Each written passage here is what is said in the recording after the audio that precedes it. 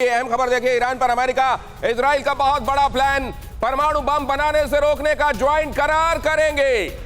Joint करार पर आज साइन करेंगे बाइडेन और याया लैपिड। आज इस पर होंगे समझौते, इस समझौते पर दस्तखत। ईरान को रोकने को लेकर चल रहे मतभेद होंगे खत्म। परमाणु बम बनाने से रोकने के लिए यह ज्वाइंट करार, इसीलिए हम कह रहे हैं कि मल्टीपल वॉर फ्रंट्स एक्टिव होते जा रहे हैं। क्या भय पैदा होता जा रहा है? क्या रूस और यूक्रेन से अभी दुनिया उबरी भी नहीं है और एक नया फ्रंट एक्टिवेट हो रहा है? क्या जरा देखिए, इजराइल वर्सेस ईरान होकर रहेगा क्या घमासान? दोनों देश एक दूसरे को मिटाने के लिए तैयार और दोनों तरफ से स्टेटमेंट्स आते रहे हैं जो ये बताते हैं कि ये आग बजाय बुझने के और भड़कती जा रही है। अमेरिका समर्थक इजराइल को दुश्मन बताता है ईरान। जाहिर है अमेरिका के साथ खड़ा हुआ इजराइल एक आंख नहीं भाता है ईरान को। और ईरान के टॉप साइंटिस्ट की मौत, मोहसिन फरीखजादे, आपको याद होगा मोहसिन फरीखजादे की मौत का इजराइल पर आरोप। ईरान के परमाणु वॉरहेड के प्रमुख थे मोहसिन फरीखजादे और यह कहा जाता है कि उनकी जो एकेडमिक कैपेबिलिटी थी उससे बेहद बेहद बेहद घबराता था इजराइल और इसलिए उसकी हत्या करा दी गई।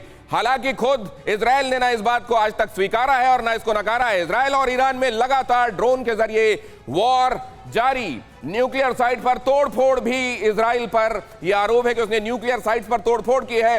अंडरग्राउंड जो उसकी फैसिलिटीज थी उनको भी सैबोटाज किया है। 2018 में ट्रंप सरकार ने ईरान से परमाणु समझौता रद्द किया था। बाइडेन सरकार ने समझौते को फिर से जिंदा करने की कोशिश की थी। इजराइल ने नागरिकों को तुर्की की यात्रा नहीं करने की चेतावनी दी थी और यह कहा था कि ईरान के एजेंट्स की तरफ से सख्त खतरा है।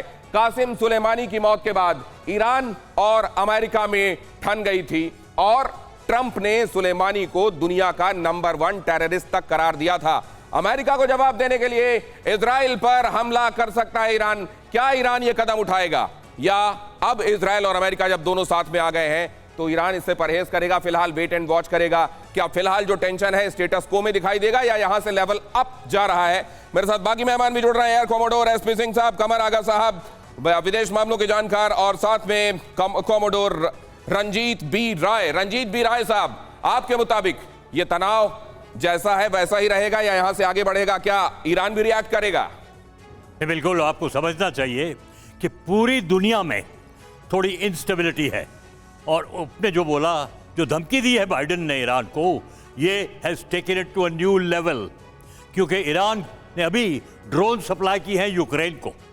ईरान के पास हथियार हैं और बिल्कुल ठीक आपने बोला, इजराइल उसका दुश्मन है। किसी भी टाइम पे कुछ भी हो सकता है क्योंकि इजराइल को वो काफ़ी सालों से बोल रहे थे कि हम अटैक करेंगे।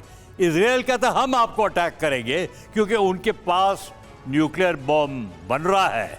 तो ये जो न्यूक्लियर डील किया था पहले, वो यूनाइटेड नेशंस ने नहीं किया था, 5 देश ने बनाया था कि कुछ कंट्रोल करके ईरान को कंट्रोल करेंगे, लेकिन ट्रंप साहब ने उसको रद्द कर दिया।